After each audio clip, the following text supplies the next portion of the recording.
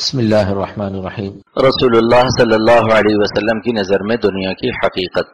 حدیث نمبر 142 وعنہ رضی اللہ عنہ قال قال رسول اللہ صلی اللہ علیہ وسلم یخرج فی آخر الزمان رجال یختلون الدنیا بالدین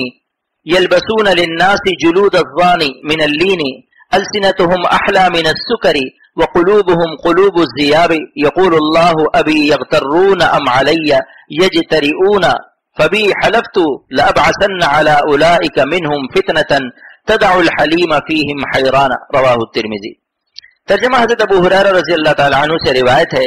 کہ رسول اللہ صلی اللہ تعالی علیہ وسلم فرمایا آخری زمانے میں کچھ لوگ ایسے پیدا ہوں گے جو دین کے ذریعے دنیا داروں کو دھوکہ دیں گے، یعنی اللہ تعالیٰ کی رضامندی حاصل کرنے کے لیے نہیں بلکہ لوگوں کو دکھانے کے لیے دمبوں کے چمڑے کے کپڑے پہنیں گے، یعنی موٹے کپڑے مثل کمبل وغیرہ کے، تاکہ لوگ ان کو عابد و زاہد و تارک دنیا سمجھیں۔ ان کی زبانیں شکر سے زیادہ شیریں اور نرم ہوں گی، یعنی ان کی باتیں خوشگوار لذیذ اور نرم ہوں گی، لیکن ان کے دل بھیڑیوں کے سے دل ہوں گے، یعنی سخت اور بے رحم۔ اللہ تعالیٰ اس کی نسبت فرماتا ہے کیا یہ لوگ مجھ کو دھوکہ دیتے ہیں یا میرے ڈھیل دے دینے کے سبب سے مغرور ہو گئے ہیں؟ میں اپنی قسم کھا کر کہتا ہوں کہ میں ان پر انہی میں سے بلا و فتنہ مسلط کروں گا، یعنی ان پر ایسے حکام اور عمراء یا اشخاص کو مقرر کروں گا جو ان کو مصائب اور آفات میں مبتلا کر دیں گے، ایسی بلا اور فتنہ کے عقل مند و دانا اشخاص اس کے دفع کرنے سے عاجز و حیران ہوں گے۔ تشریح: اس حدیث شریف سے خصوصی عبرت حاصل کرنی چاہیے کہ جب کوئی نیک کام کرے، مثلا مدرسہ مسجد بنوانا، واعظ کہنا وغیرہ،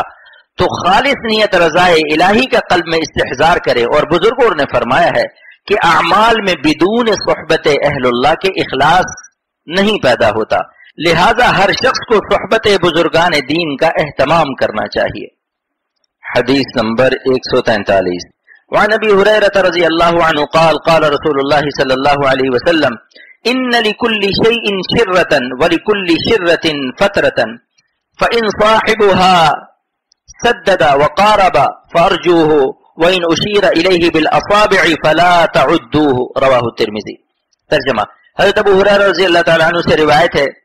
کہ رسول اللہ صلی اللہ تعالی علیہ وسلم فرمایا ہر چیز میں حرص و نشاط ہے، یعنی زیادتی و انہماک، اور ہر زیادتی میں سستی ہے، یعنی ہر اس فعل میں جو زیادتی کے ساتھ کیا جائے سستی پیدا ہو جاتی ہے۔ پس اگر عمل کرنے والے نے میانہ روی سے کام لیا اور میانہ روی کے قریب رہا، یعنی افراط اور تفریط سے بچا رہا، تو اس کی نجات پا جانے کی امید ہے، یعنی اس کی کامیابی کی امید ہے۔ اور اگر اس کی طرف انگلیوں سے اشارہ کیا گیا، یعنی مشہور ہونے کے لیے اس نے عبادت میں زیادتی اور مبالغہ کیا اور وہ مشہور ہو گیا، تو اس کو صالح اور عابد شمار نہ کرو۔ تشریح: شرتن میں شین پر زیر ہے اور را پر تشدید و زبر ہے، جس کا ترجمہ حرص و رغبت شدیدہ ہے۔ حدیث کا مطلب یہ کہ بعض عابد شروع میں عبادت میں اس قدر مبالغہ و انہماک کرتا ہے کہ کچھ ہی دن میں تھک کر سست ہو کر بیٹھ جاتا ہے، پس یہ زیادتی سبب کمی ہی نہیں بلکہ سبب ترک عبادت کا بن جاتی ہے۔ اس لیے دوسری حدیث میں وارد ہے خیر العمل ما قل ودیم علیہ، سب سے بہتر وہ عمل ہے جو تھوڑا ہو مگر ہمیشہ ہوتا رہے۔ پس عبادت میں میانہ روی اور اعتدال رکھے تاکہ ہمیشہ اس عمل کا نباہ ہو سکے، اور بہت مبالغہ کرنے والا کچھ دن میں صراط مستقیم سے ہٹ جاتا ہے۔ اور بزرگوں کا تجربہ ہے کہ اعمال میں میانہ روی اور اعتدال اہل اللہ اور کاملین کی صحبت اور ان کی مجلس میں حاضری کی برکات سے حاصل ہوتا ہے، اور استقامت کی نعمت اہل اللہ کے تعلق اور مصاحبت ہی سے عطا ہوتی ہے۔ حق تعالیٰ کا ارشاد ہے کونوا مع الصادقین، ترجمہ صادقین کے ساتھ رہو، مراد صادقین سے مشائخ و بزرگان دین ہے۔ حدیث نمبر 144 وعن انس رضی اللہ عنہ عن النبی صلی اللہ علیہ وسلم قال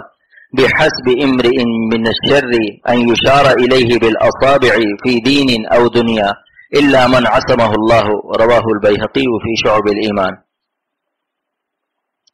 ترجمہ: حضرت انس رضی اللہ تعالی عنہ سے روایت ہے کہ نبی اکرم صلی اللہ تعالی علیہ وسلم نے فرمایا انسان کی برائی کے لیے اتنا کافی ہے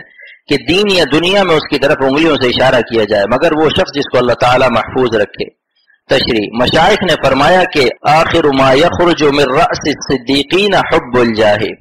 ترجمہ: سب سے آخر میں صدیقین اولیاء کرام کے سر سے جو نکلتی ہے وہ حب جاہ ہے۔ پس گوشہ نشینی اور گمنامی ہر حالت میں مفید اور سلامتی کا راستہ ہے، اور یہ حدیث ان لوگوں کے لیے ہے جو مخلوق میں دنیا کے لیے حب جاہ اور شہرت اور قبولیت کے طالب ہوں اور جو محفوظ اور مقبول اور مخلص بندے ہیں وہ مستثنا ہیں۔ چنانچہ اللہ رب العزت اپنے کلام میں فرماتے ہیں وَجَعَلْنَا لِلْمُتَّقِينَ إِمَامًا، خاص بندوں کے لیے اس حالت کو بیان فرمایا۔ حضرت حکیم الامت تھانوی رحمۃ اللہ علیہ نے اس آیت کی تفسیر یوں نقل فرمائی ہے کہ اللہ ہمارے ازواج و ذریات کو متقی بنا دیجئے تاکہ مجھے جو آپ نے ان کا امام اور بڑا بنایا تو میں امام المتقین بنوں۔ نقل ہے کہ حضرت حسن بصری رحمۃ اللہ علیہ سے کسی نے سوال کیا کہ تو لوگوں میں مشہور ہے، یعنی انگشت نمائی تیری طرف ہوتی ہے، تو فرمایا کہ اس حدیث سے مراد حضرت صلی اللہ تعالی علیہ وسلم کی یہ ہے کہ دین میں بدعتی ہو اور اس کی بدعت کے سبب انگشت نمائی اس کی طرف کی جاتی ہو، یا دنیا میں فاسق ہو اور اس کے سبب ایسا ہو، اور جو دنیا میں غنی اور مالداری کے ساتھ مشہور ہو لیکن فسق و فجور میں نہ پڑے اور دین میں سنت کے طریقے کی اتباع کرتا ہو، وہ اس کلیہ میں داخل نہیں۔ وباللہ التوفیق۔ اور معلوم ہوا کہ بدون طلب جاہ اور شہرت کے بعض اہل اللہ بہت مشہور ہو جاتے ہیں، ان کے لیے شہرت مضر نہیں بلکہ شہرت دین کی اشاعت کے لیے مفید ہوتی ہے، اور کثیر مخلوق ان سے فیض حاصل کرتی ہے، اور ایسے مخلص بندے حق تعالیٰ کی خاص حفاظت میں ہوتے ہیں، اور یہ سیجعل لهم الرحمن ودا کا ظہور ہوتا ہے۔ ترجمہ اللہ تعالیٰ عن قریب ان کے لیے صالحین کے لیے محبت پیدا فرماویں گے، اور یہ شہرت من جانب اللہ ہوتی ہے۔ حضرت حاجی امداد اللہ صاحب مہاجر مکی رحمۃ اللہ علیہ کا شعر ہے، میں تو نام و نشاں مٹا بیٹھا، میں تو نام و نشاں مٹا بیٹھا، میرا شہرہ اڑا دیا کس نے، میرا شہرہ اڑا دیا کس نے۔ ایسی شہرت مضر نہیں۔